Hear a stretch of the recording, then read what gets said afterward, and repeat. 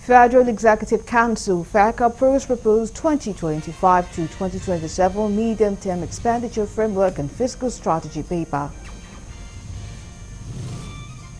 Plus, on the news, INEC distributes sensitive materials to all 18 local government councils in Ondo State ahead of Saturday's governorship election.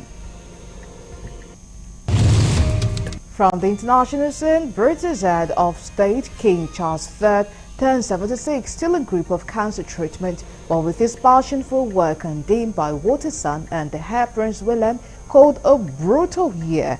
Details of these and more coming your way soon. Do stay with us.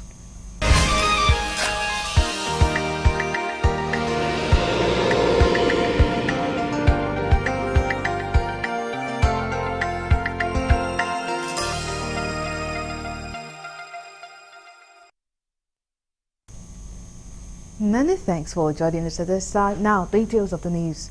The Federal Executive Council has approved the proposed 2025 to 27 medium-term expenditure framework (MTEF) and fiscal strategy paper.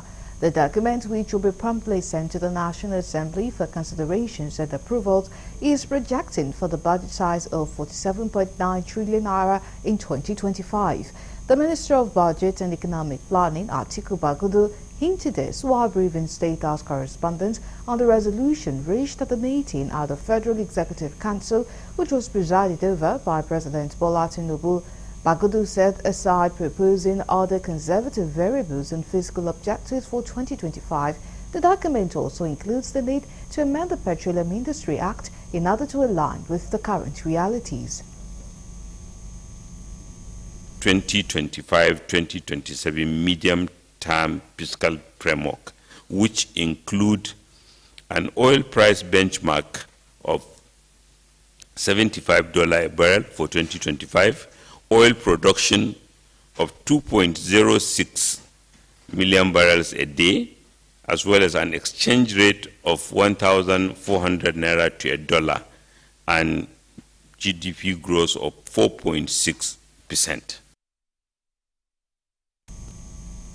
Minister of Finance and Coordinating Minister for the Economy also briefed that the Council has approved the proposal to complete the external borrowing program to the tune of $2.2 billion through international capital market. The Council also approved the 250 billion naira fund for the provision of cost-efficient and long-lasting mortgage facilities for Nigerians under the Ministry of Finance Incorporated Real Estate Fund. Maybe even less, depending on market conditions, and that will be achieved by attracting long-term savers, life insurance companies, maybe pension funds within the limits of what is allowed, and other savers who want to save long-term, getting market rates. Their money will be blended with low-cost funding that the government has access to, funds that are available to the government at 1%.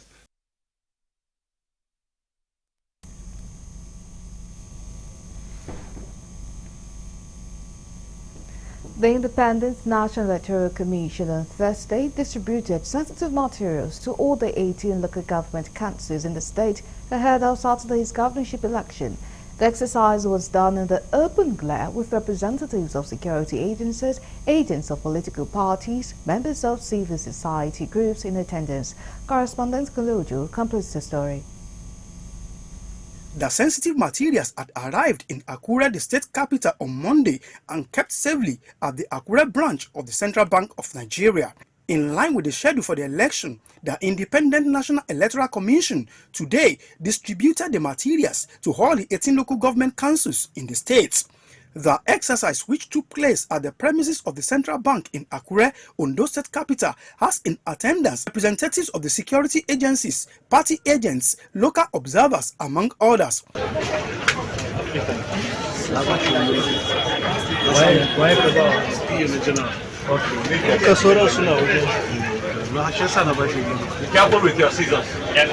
Security has been beefed up within and outside the premises of the bank, while provision has equally been made for the safe custody of the materials. INEC officials were assisted by some staff of the bank in moving the materials out of the store for onward movement into the waiting vehicles. The resident electoral commissioner in the state, Oluwatoyin Babalola, with the support of other top officials, had earlier addressed party agents and observers on the significance of the exercise was a credible, fair and free election in the state. Some of the agents of political parties spoke on their perception of the exercise and their expectations on Saturday. We are highly excited with what we have seen since yesterday. This is a sign that INEC is fully prepared to conduct free, fair and credible elections in Ondo State. All political party chairmen are present here to observe the distribution. And with the way INEC is distributing, I think we are very happy with it. All resources have been countersigned, and I am assuring the good people of Ondo State that this election is going to be free, fair, and they should come out en masse to vote for a candidate of their choice or a party of their choice. So far, I would say that INEC is on track. Yesterday, we were here to inspect the materials. On Monday, we were at the airport to see the arrival of the materials.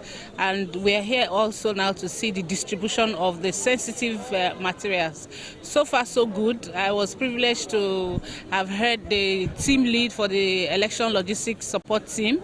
You know, she was practically reading out a riot act to the logistics support team. And I think that's the way to go. The question is that INEC is doing well. There's always improvement. What they are doing is transparent. Every political party is represented here. So I, as a chairman of a party, I'm happy with this process.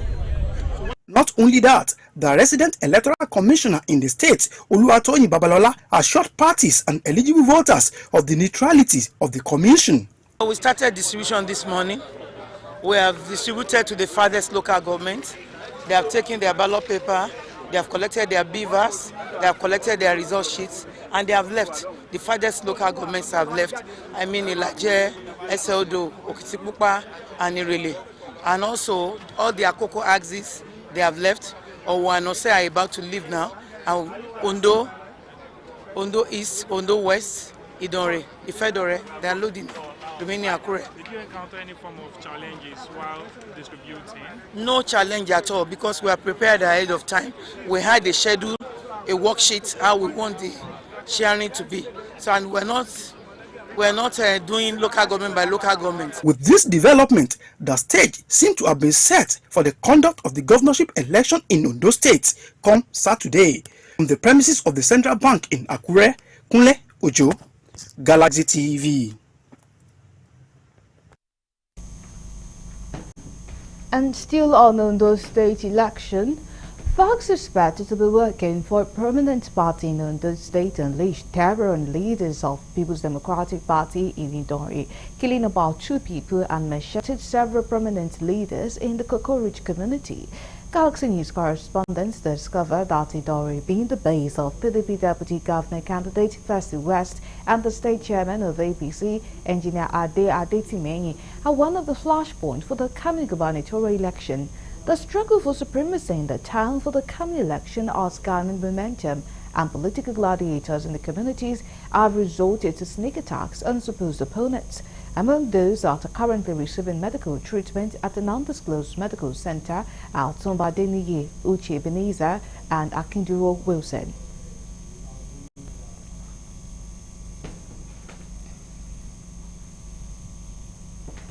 IAGA Africa, an election monitoring organization, has predicted low turnout of voters ahead of Saturday's governorship election in Ondo State. Reeling out its pre-election statement in Akure, the Ondo State capital on Thursday, IAGA Africa also raised concerns on the influence of money politics and inducement ahead of the poll. Correspondent Kalojo completes the story. Presenting the pre-election statement ahead of Saturday governorship election in Ondo State, the chairman of the IAGA Africa 2024 Ondo election mission, Ezenwa Nwagu, said with 1,757,205 registered voters who had collected their PVC, The election is anticipated to witness low turnout of voters. The election monitoring group observed that the political campaigns ahead of the election were more of clash of political heavyweights than competition of ideas and issues, with money playing prominent roles. As the Ondo State governorship election approaches, there is noticeable desperation by political actors. This desperation is evident in various ways, including heightened rhetoric, aggressive campaigning, the spread of misinformation, and personal attacks aimed at undermining opponents. Such behavior can create a tense and volatile atmosphere leading up to the election, which may escalate into violence on election day. For instance, Yaga Africa observers reported instances where candidates encouraged or incited their supporters to commit acts of violence in Idori, Ifedori, and Irele local government areas. Encouraging or inciting supporters to engage in violence is unacceptable and should be strongly condemned. It undermines the democratic process and poses threats to the safety and security of all citizens. Yaga Africa also expressed concern on the increasing rate of desperation among politicians, which manifests in various ways, including heightened rhetorics, aggressive campaigns, spread of misinformation, among others. It commended the electoral body for working in line with the schedule for the election, noting that the commission should avoid logistic problems for each free exercise. Yaga Africa acknowledges the ongoing deployment of sensitive election materials across states' local government areas. We urge INEC to enhance coordination and communication with the transport companies and unions that provide logistics support. It is essential to ensure that timely delivery of materials to the registration area centers, racks, and to facilitate clearly early deployment of materials and personnel to polling units on election day. This approach will help to address the issue of the late commencement of polls that has been observed in previous elections. INEC's ability to comply to the rules and apply the rules across the board, especially as it relates to the rules on overvoting, the rules on cancellation of votes, and the margin of lead principle.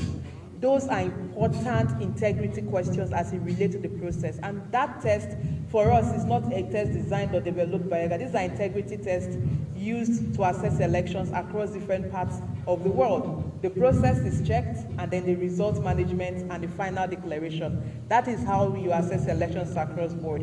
And we'll be doing that for Ondo.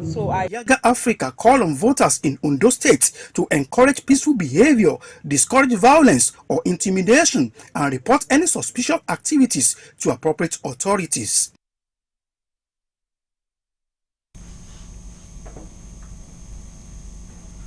Not other stories. The Inspector General of Police, Kayode Egbetokun, has called for collective efforts of Nigerians towards the growth of the nation. He said responsible citizens will translate to responsible government, saying there is need for Nigerians to start looking at their responsibilities as good citizens of the country before criticizing the government. Speaking at the 2024 Convocation Lecture of University of Ibadan, with the theme Unlocking Progress, the indispensable trio of security, governance and citizen responsibilities, Egbetokun said Nigerians continue to blame the leadership but fail to pay attention to what they can do as a responsible citizen. He maintained that the ongoing reforms embarked by President Bola Tinubu's federal government in security and governance, such as community policing and anti-corruption measures, are steps towards progress of Nigeria. Earlier in his remarks, the Vice-Chancellor, University of Ibadan, Professor Kayode Adebowale, said the significance of the lecture was to look into issues affecting the nation's advancement, describing the lecture as collective effort towards unlocking full potential of the society. Is fundamentally anchored on the synergistic interplay of security, governance, and citizens' responsibilities. These three pillars form an indispensable trio that support sustainable development. In fact, who are the people in government? They are the citizens. And who are the people in the security services? They are still the citizens. So there is no way you can dispense with citizens when you are talking about governance and security. Security is the bedrock upon which the society's progress and development can be built. Without a strong sense of safety and stability, a nation's citizens, businesses, and institutions cannot thrive.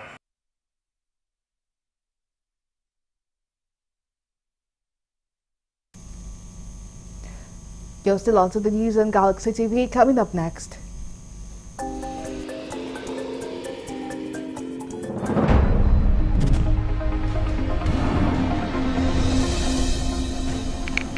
House of Representatives assures relevant stakeholders in the healthcare sector of the country's willingness to amend the Federal Medical Centers Act 2002. Details of these and more coming after the break. To stay with us.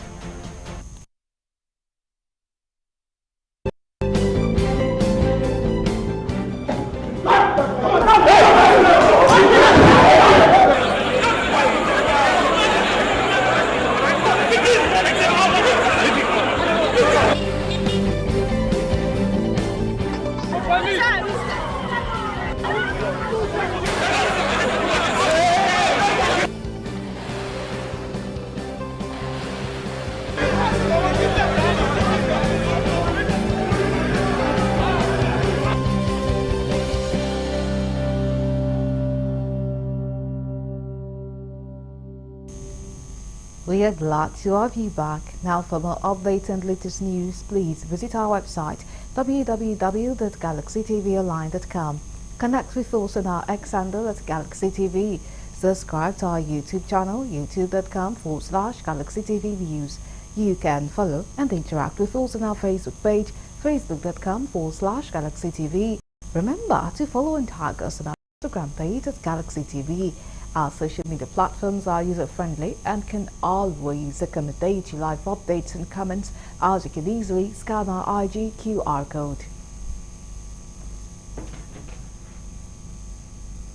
The federal government has launched Humanitarian Supply Chain Management Partnership for Localization project in the bid to strengthen Nigeria's humanitarian response system.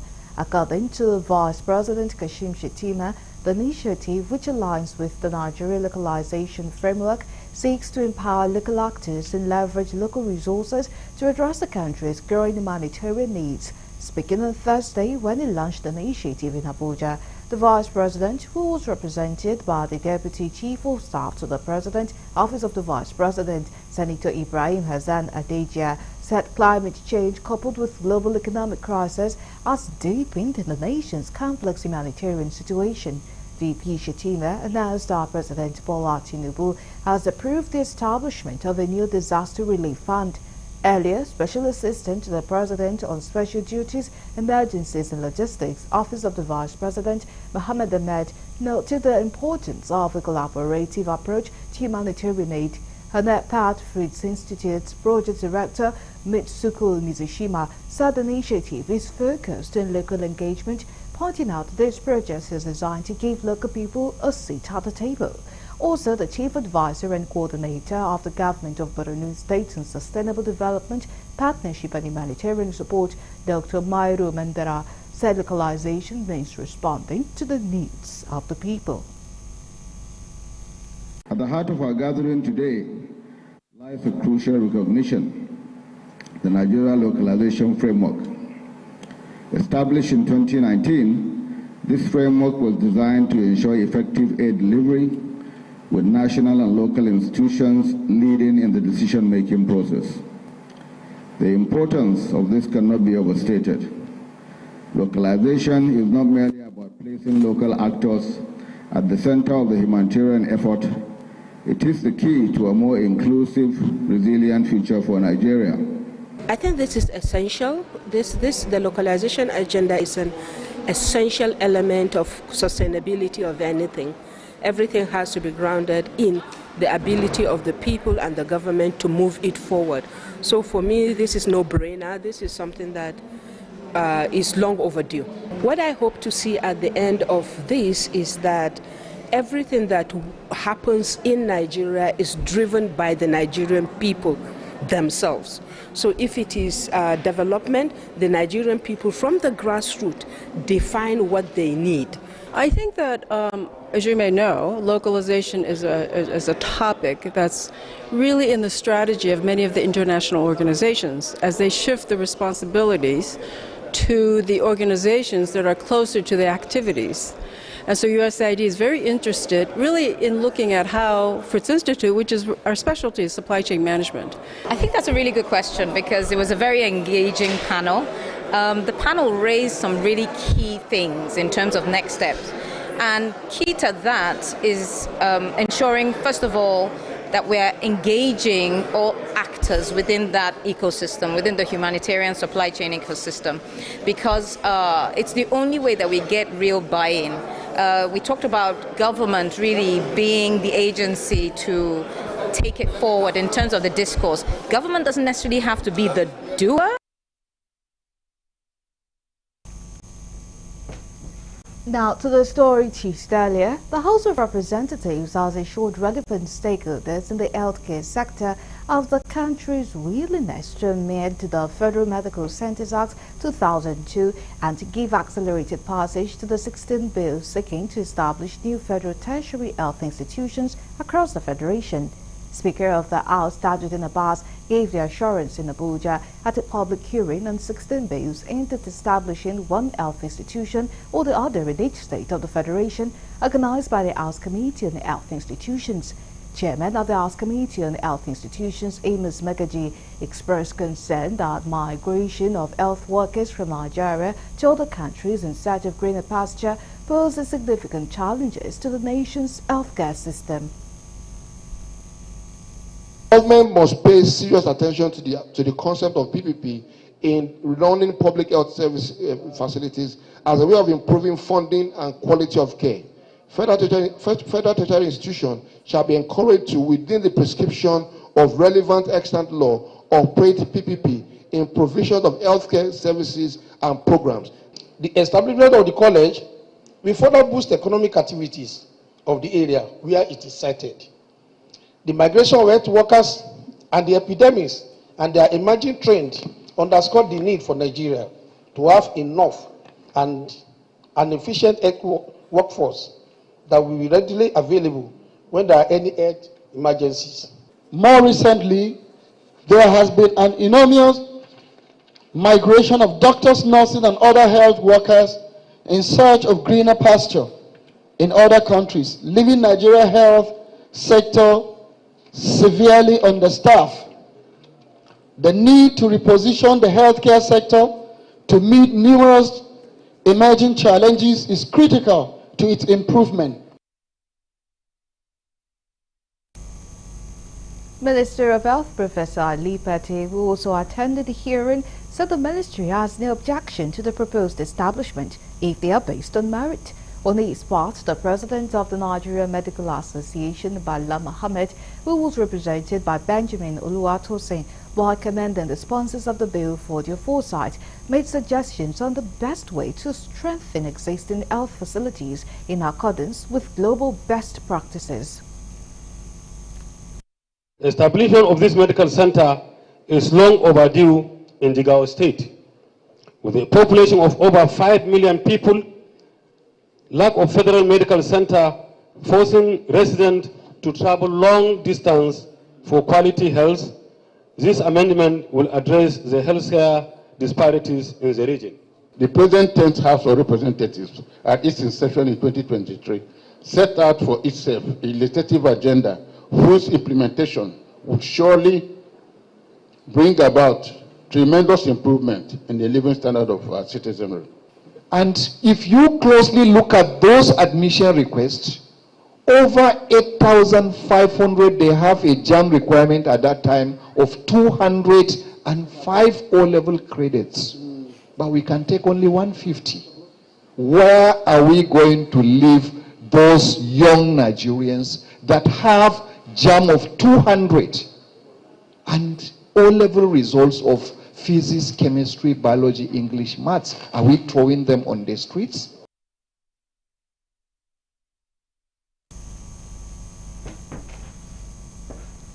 Delta State Governor Sharif Obowari on Thursday presented a 936 billion naira appropriation bill for the 2025 fiscal year to the State House of Assembly. The budget, Christian budget of fiscal consolidation, was made up of recurrent expenditure of 348 billion naira, representing 37.25%. Addressing the House, Governor Obowari said the budget will benefit the private sector, the youth as well as an efficient civil service. The goal set out in this budget, we partner private sectors, empower our people, especially the youth and women, as well as ensure that our civil service is efficient and effective. With the budget we have presented today to the House, none of this will change by 2025. And we will see more commissioning of projects because there are already ongoing projects going.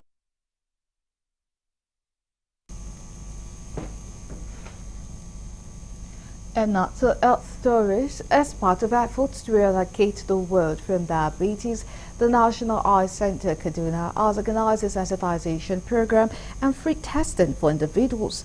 This year's theme, Breaking Barriers, Bridging Gaps, highlighted the need for a united approach to address the rapid rise in the silent killer across the continent. WHO says African region has over 24 million adults living with diabetes, with projections indicating this number could surge to 54 million by 2045, the highest projected increase globally. Speaking to journalists in Kaduna, stakeholders say without immediate intervention, the human and economic toll of diabetes will become a catastrophic event, noting that untreated diabetes can lead to severe complications, including heart disease, blindness, and limb amputations. One critical challenge underscored is the region's inadequate healthcare investment in diabetes, which stands at just 1% of health spending. In urban cities, urban population, we have adults, about 7% of them actually diabetes. And in Nigeria, yes, and it is estimated by year 2030, over 366 million people will have diabetes globally. And as I speak to you, about 1 billion audience are targeted. Come to the hospital here seeking eye care because of poor vision or even absence of vision at all have resulted from chronic conditions like diabetes mellitus. As a matter of fact, I run a clinic called Metabolic Clinic, and in that clinic I see those patients who have come for eye care. Upon examining them, we discover that they have very high sugar levels, and so they are referred to us in the clinics, and then we try to control their sugar. For some of them, by the time they attain good control, their vision has already improved. But we know that these drugs are very efficacious, but people are not able to buy them now. So what can we do? Can there be some subsidy? You know, those are ways of bridging the gap so that this non-compliance or loss to follow-up, as we call them, will be taken care of. Even in transportation, there can be subsidy too. You know, those government vehicles that charge less for long distances, it can be helped to bridge the gaps.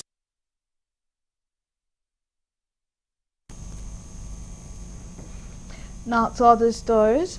The Economic and Financial Crimes Commission, EFCC, on Thursday sought for adjournment in the fresh case it instituted against the immediate past governor of Kogi State, Alhaji Yahya Bello, saying the 30 days window was still running for the summons earlier issued.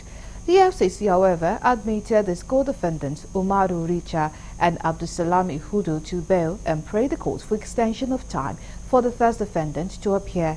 At the recent hearing before Justice Mayen Anine of the Federal Capital Territory High Court Abuja, counsel for EFCC Jamiu Agoro said the order of the court given on 3rd October had not elapsed. The Commission, through its counsel, said it will not be appropriate for them to take precedence while their 30 days still running, saying that they agreed to come back on the 27th of November 2024.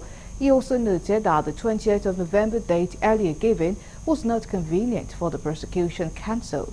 Counsel to the second defendant, Aliyu Saiki San, who confirmed that his client had not granted administrative bail by the prosecution, said he had no objection to the application for adjournment. The third defendant, counsel Z. Abbas, concurred.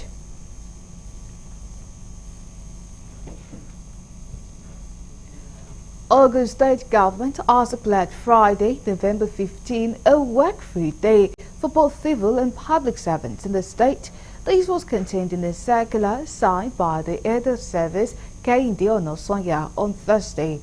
According to the circular, the state governor, Prince Dapo Abiodun, approved the work-free day to enable civil and public servants to participate fully in the forthcoming local government elections scheduled to take place across the state's 20 local government areas in 237 wards on Saturday, November 16. The work-free day aimed to ensure active participation in the electoral process by allowing citizens to exercise their civic duties without hindrance. This decision, Onasonya said, demonstrates Governor Abiodun's commitment to promoting democratic participation and civic engagement in Ogun State. This decision aligns with Governor Abiodun's effort to prioritize the welfare and participation of citizens in the democratic process, he added.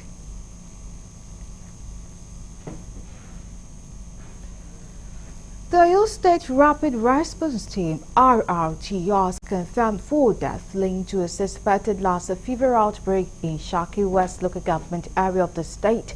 The fatalities consisted of 3 males and 1 32-year-old female who was preparing for a marriage.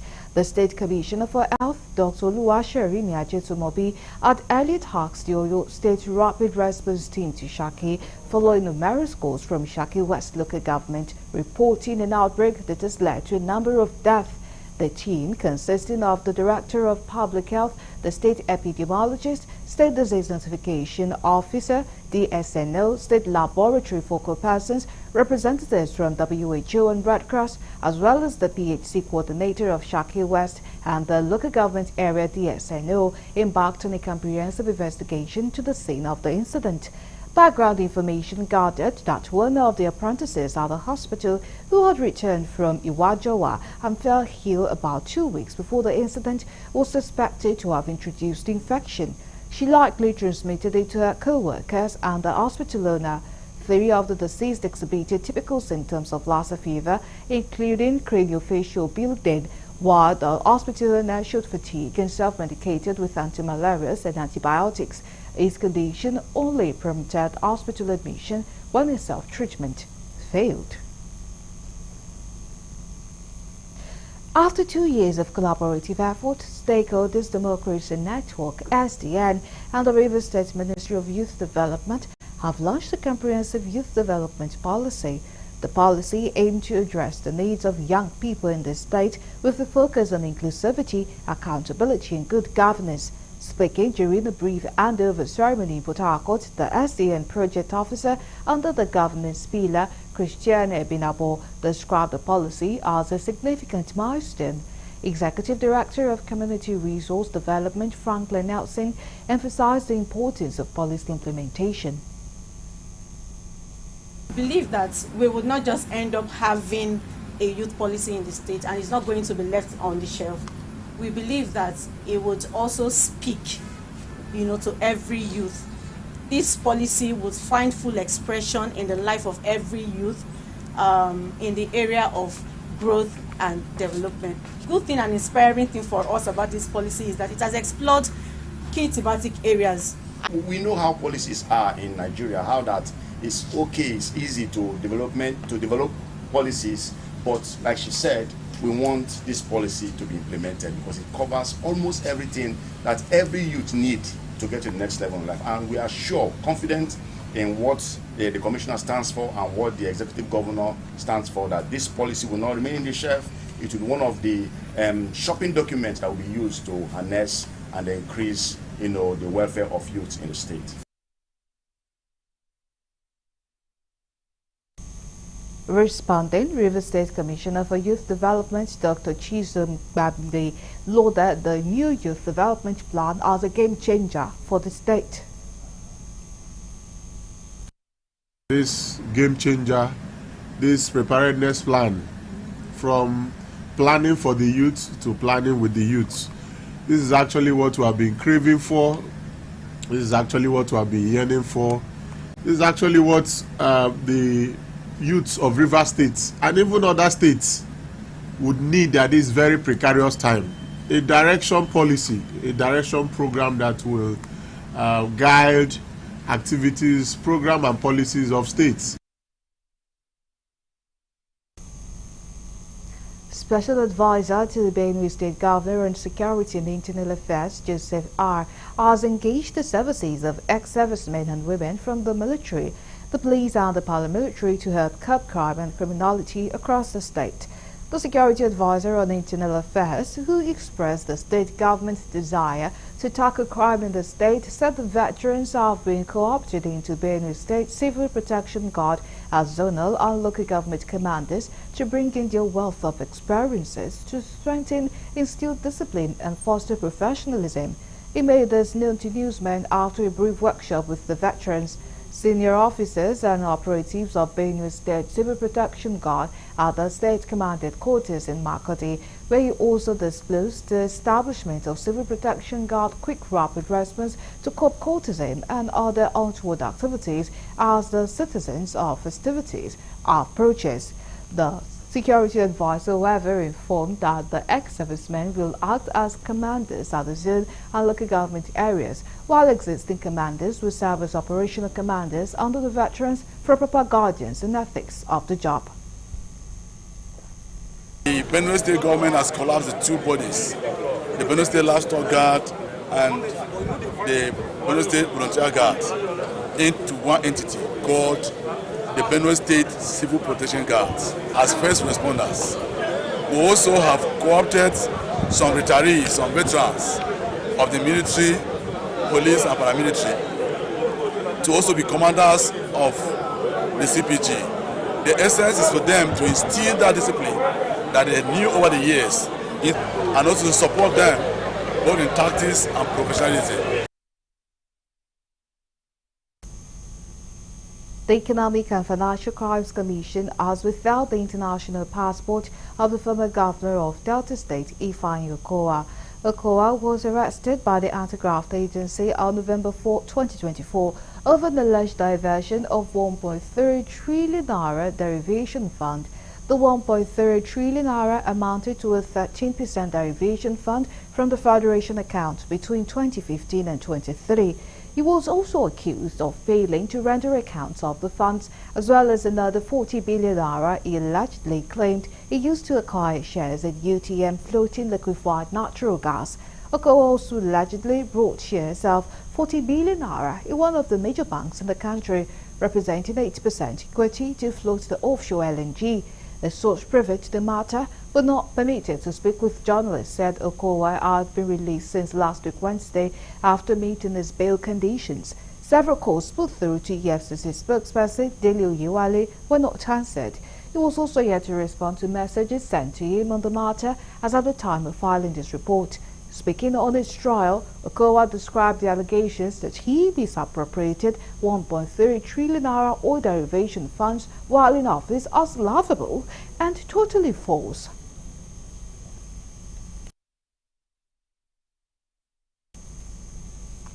Ogun State Security Network, popularly known as Amotekun Corps, are thought to the self-kidnap scheme allegedly staged by 41-year-old resident Enitan Awuyemi in an attempt to evade a debt of around 1 million naira. According to a statement by the state's Amotekun commander, Brigadier General Alade Adedigba, Awuyemi, a resident of Irol Remo in Ikenne local government area, allegedly faked his adoption to avoid paying a substantial gambling-related debt. The plot surfaced after Awuyemi's wife, Tokwe Awuyemi, reported to the Amotekun Rural Outpost on 10 November that her husband had called, claiming he had been kidnapped the previous day by known individuals who were demanding a ransom of 5 million naira for his release. Upon receiving the report, the Amotekun intelligence team launched an investigation into the alleged abductions. Findings revealed that Enitan Awuyemi had accrued significant debt from gambling in a lotto game, amounting to a staggering 1 million naira. A statement added that Awuyemi, a frequent gambler, had previously won 6 million naira, using part of his winnings to purchase a Toyota Corolla sports car and the Bajaj Boxer motorcycle for commercial purposes. However, faced with the inability to repay his debt, he allegedly resorted to faking his own kidnapping. Edo State Governor Monday Okpebholo has ordered the immediate freezing of all state-owned bank accounts. In a statement released on Thursday by his Chief Press Secretary Fred Itua, the governor indicated that the accounts would remain frozen until further notice. The governor also warned commercial banks in heads of ministries, departments and agencies, MDAs, to comply with the order immediately and without delay. The statement noted that Okpebholo cautioned that anyone, including heads of MDAs and civil servants, who disregards the directive would face severe penalties. Now we'll move to the international desk for more news.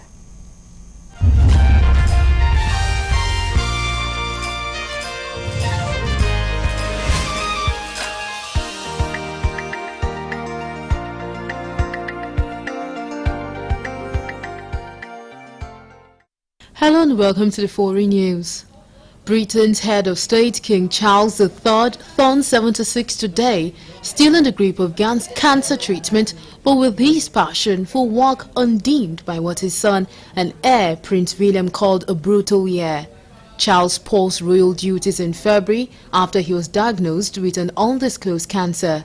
2.5 months later, at the end of April, he was back at work. Last month, the couple even resumed their foreign travels, with the king pausing his treatment while visiting Australia, then Samoa for a Commonwealth Heads of Government meeting. According to those close to him, Charles returned invigorated from the 11-day trip, while one palace official said the king intended to return to a normal schedule of overseas trip next year. His desire to fulfill his public duties may be influenced by the fact when he succeeded his mother, Queen Elizabeth II, he was the longest-serving heir apparent in British history at 70 years. Iran is willing to negotiate with the United Nations atomic watchdog over its compliance with safeguards on its nuclear program, but will not do so under pressure and intimidation, the country's top diplomat says. Iranian Foreign Minister Abbas Araghchi met International Atomic Energy Agency Chief Rafael Grossi on Tehran, describing the interaction as important and straightforward. Grossi told Iranian officials that the UN watchdog wants to see concrete, tangible and visible results during discussions on Iran's nuclear program. After the meeting, Araghchi, who served as Iran's chief negotiator in the talks that led to a 2015 nuclear deal with world powers, said his country has never left the negotiation table on its peaceful nuclear program. Protests erupted in Paris against a contentious gala organized by far-right figures in support of Israel. The event, intended to raise funds for the Israeli military, called Israel is Forever the Gala, was planned by an association of the same name whose stated goal is to mobilize French-speaking Zionist forces. Hundreds of protesters marched through central Paris on Wednesday night, denouncing the gala of hatred and shame. The demonstrations took place on the eve of a high-stake football match between France and Israel at the Stade de France north of Paris. The authorities in the French capital announced that more than 4,000 police officers and 1,600 stadium staff will be deployed for the game on Thursday. Still on foreign news, the Philippines has raised its highest storm alert and evacuated thousands of people as it braces for Super Typhoon Usagi, the fifth storm to hit the country in 3 weeks, packing sustained winds of up to 185 kilometers per hour. Usagi is set to make landfall in the already storm-battered northern part of the main island of Luzon on Thursday, according to the National Weather Agency. Pagasa said in its latest bulletin that gusts could reach up to 230 kilometers per hour. Luzon is the country's most populous agricultural region. President Ferdinand Marcos Jr. on Thursday urged residents in the affected areas to heed the warning of local governments. Israeli authorities have caused massive and deliberate forced displacement of Palestinians in Gaza in what amounts to a war crime. The International Human Rights Organization analyzed satellite imagery, Israeli forced evacuation orders and statements by senior Israeli officials to show that authorities in Israel are deliberately and permanently making returning to large areas of Gaza effectively impossible for the Palestinian population. It was reported in a news conference in advance of the report released on Thursday that Israeli forces had destroyed the majority of Gaza's water, sanitation, communication, energy and transport infrastructure, as well as its schools and hospital, and systematically razed orchards, fields and greenhouses. So much civilian infrastructure has been destroyed that much of Gaza has been rendered uninhabitable. In addition to the widespread destruction carried out by Israeli forces across the Beirut enclave, HRW found that Israel has continued to expand 3 so-called buffer zones by razing large areas of Gaza cities, including Rafah, and building Israeli military access roads and structures to make them permanent features in the Palestinian territory. Finally, on foreign news, the African Union's health watchdog announced on Thursday that it has endorsed an Mpox test from Morocco, describing it as a major milestone in efforts to combat the outbreak on the continent.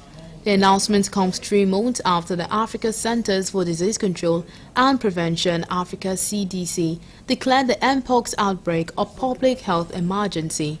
In a statement on Thursday, the CDC said it has recommended what it described as the first locally produced real-time PCR test for Mpox developed in Morocco.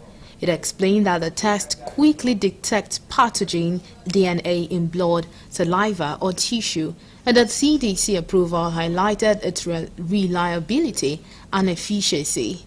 This major milestone aligns with the African Union's continental initiative to strengthen the self-sufficiency of African public health systems, enhancing the continent's capacity for disease preparedness and response. That's all we have on the foreign news.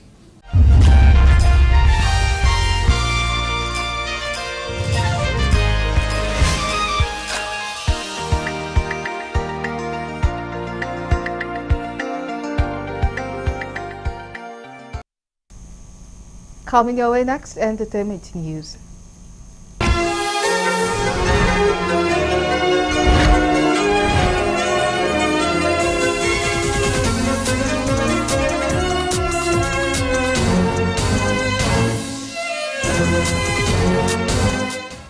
Welcome to Entertainment News. My name is Gratitude Imokwede. Here are the rest of the news for today. Nigerian disc jockey, the daughter of billionaire businessman Femi Otedola, Florence Otedola, better known as DJ Cuppy, celebrated her 32nd birthday recently.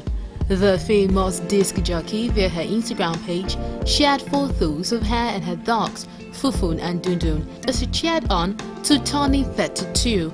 Many flooded her comment section with birthday messages. Recently, speaking out, Cuppy described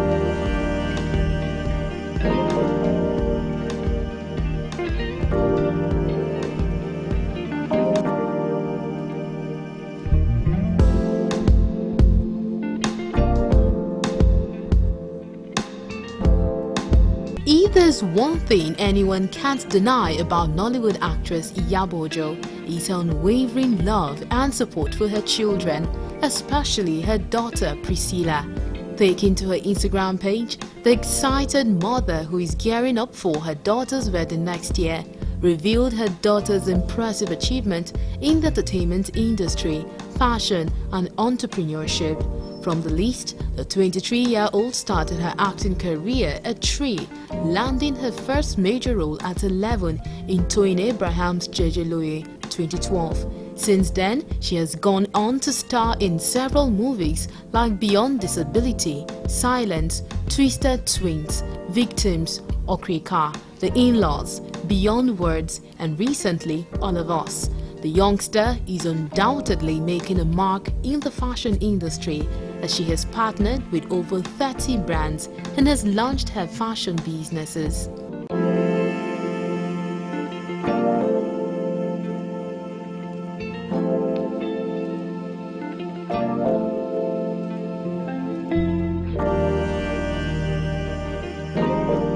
Nollywood actress Chioma Chijioke has stirred reactions online with the news of the birth of her baby boy. It is reported that the movie star, who lost her husband in 2023, revealed via her Instagram page on Monday that she has welcomed the baby boy. She described her newborn as her victorious son as she noted how her prayers were answered. The new mom expressed gratitude to Jesus and Mother Mary for her new bundle of joy.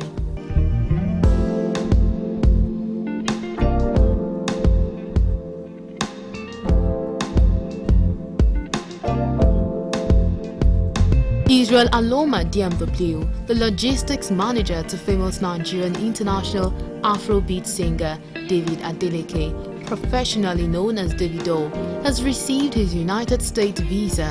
On Instagram, Israel DMW announced how he got his American visa, thanking his Oga Davido for his help. He also appreciated Ubi Franklin's contribution to the success.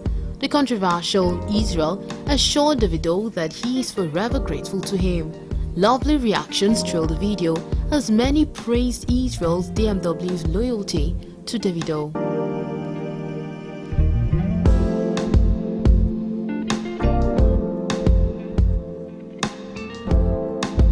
And that'll be all on the entertainment news. Thank you so much for watching. My name is Imokwede Gratitude. Enjoy the rest of your evening.